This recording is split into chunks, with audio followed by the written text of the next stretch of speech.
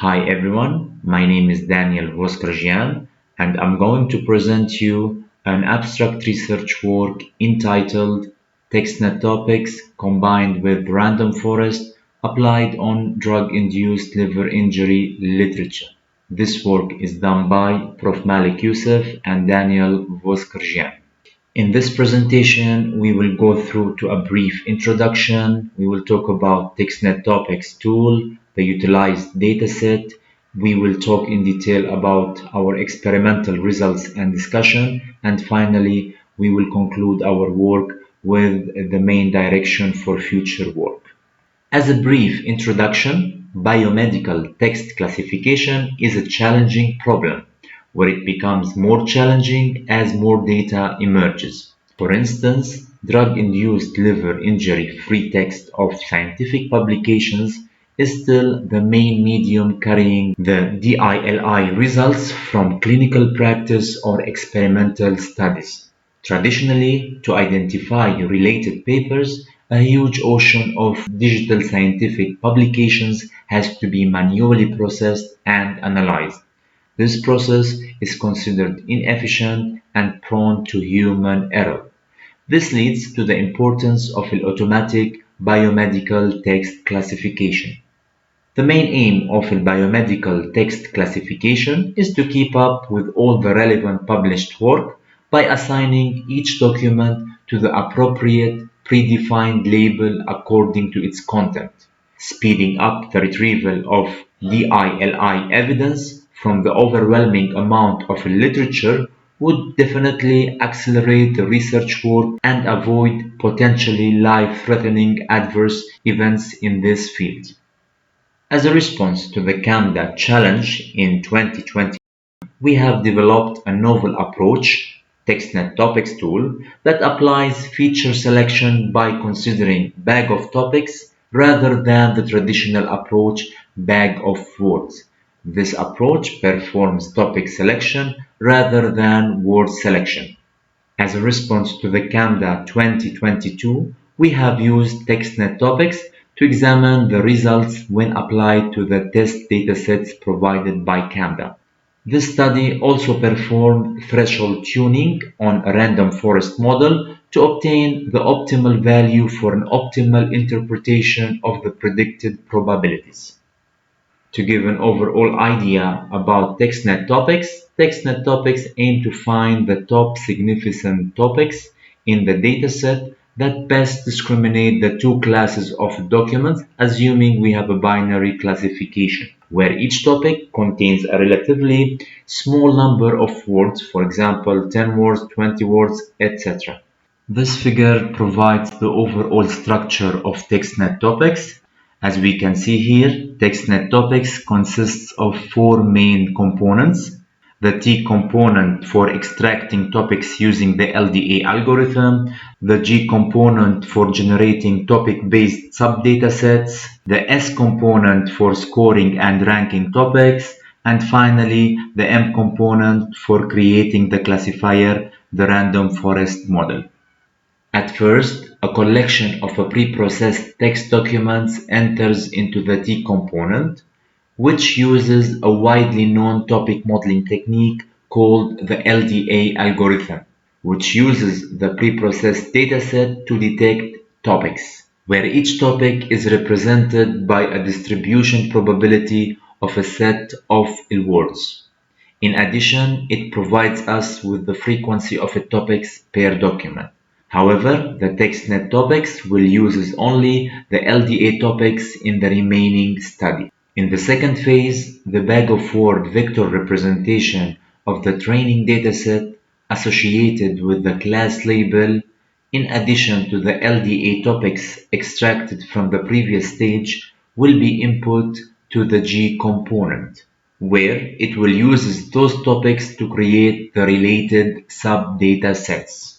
Each subdataset will correspond to a specific topic and contains mainly of terms or words belonging to that topic.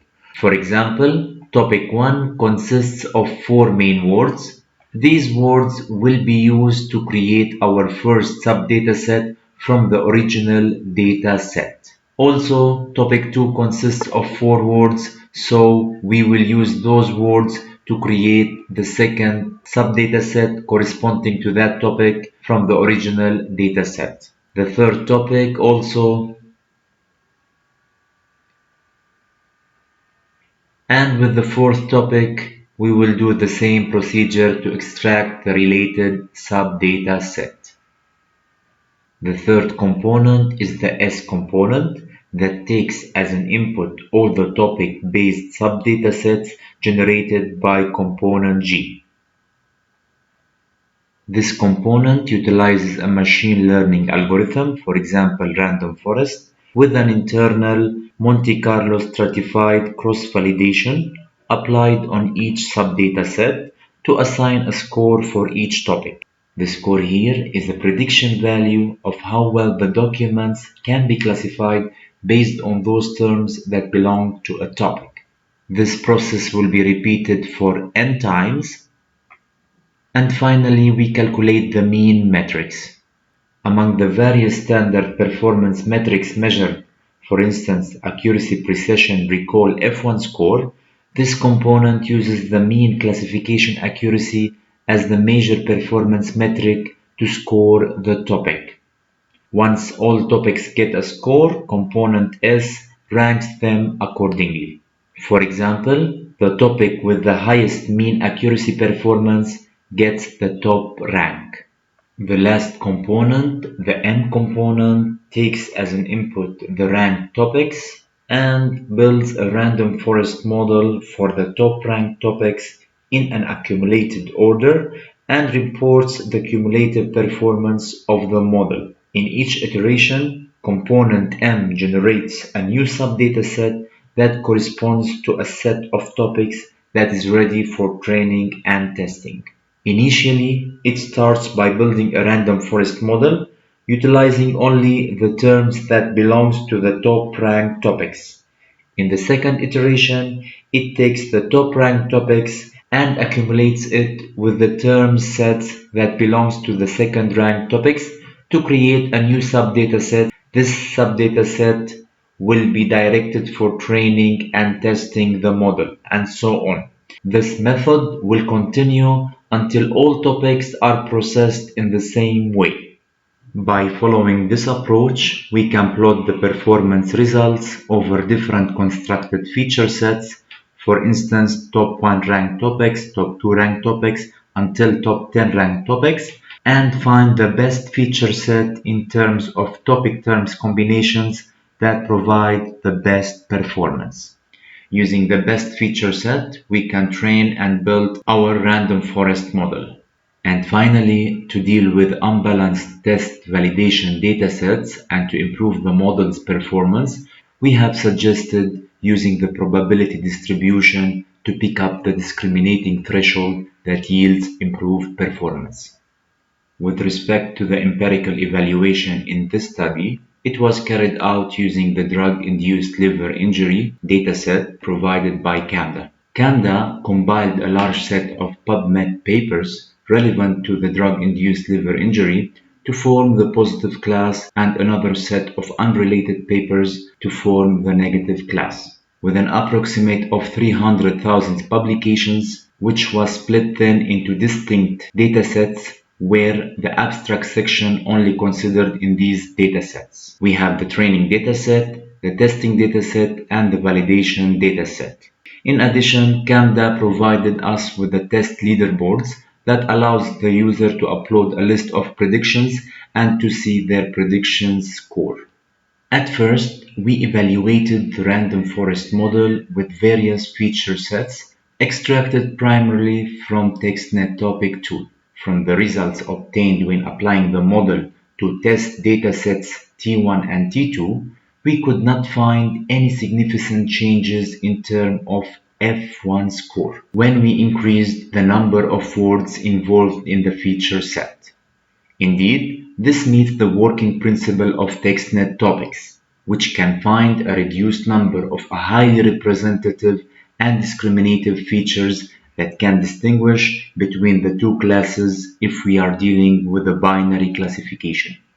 Thus, We are going to use 150 words for the rest of the experiments. Random forest, like many other machine learning algorithms, is assigning a probability of a class membership, which reflects the certainty or uncertainty of a prediction. Then, these values are interpreted and mapped to a specific class label. For example, positive or negative class in the case of a binary classification. The interpretation and decision-making is usually achieved by utilizing a discrimination threshold, which is used to map predicted probabilities to a class label, where all values less than a threshold are associated with one class and the remaining values are associated with another class. However, the default threshold, 0.5, can yield poor performance, especially for classification problems with severe class imbalance.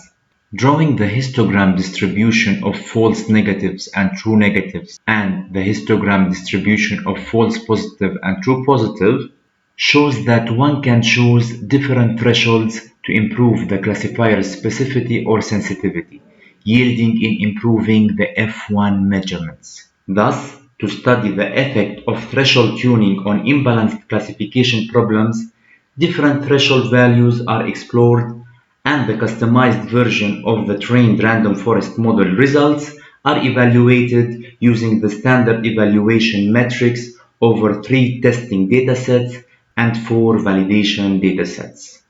According to Table 3 and 4, the random forest model achieves the highest F1 score on test dataset T2 when applying a threshold value of 0.6, which yields a 5% F1 score improvement compared when no threshold is involved. In addition, the model yields an F1 score increase of 3 and 6% on test dataset T3 when we set the threshold to 0.6 and 0.7 respectively. From these observations, we can conclude that the optimal threshold lies between 0.6 and 0.7, which are further explored with the provided validation datasets. When the threshold is set to 0.6 for the validation datasets V1 and V2, we got an F1 score improvement with an increase of 1% and 6% compared when no threshold is applied. With respect to the validation dataset V3, when the threshold is set to 0.6, we got an F1 score increase of 8%. However, when we set the threshold to 0.7, we got an additional F1 score improvement with an increase of 12% compared when no threshold is applied. However, with respect to the validation dataset V3, when we increased the threshold to 0.6, we got a decrease of 3% in the F1 score measurement. To conclude our work, this study have applied TextNetTopics to the new data provided by the CAMDA community, indicating its stability and its ability to deal with unbalanced data. The probability distribution given by the random forest classifier is used to suggest a new threshold to be used for the classification task. By applying threshold tuning, we would improve the F1 measurements by 5% to 12%. Finally, this study suggests that future work is required to examine more approaches to improve performance. One direction is to apply in-sample approach, considering the scores provided by each classifier. Also, we think about the one-class classification that can be trained from the example of one class, thus avoiding the unbalanced issue of the two class. Thanks for listening and hope to see you next year.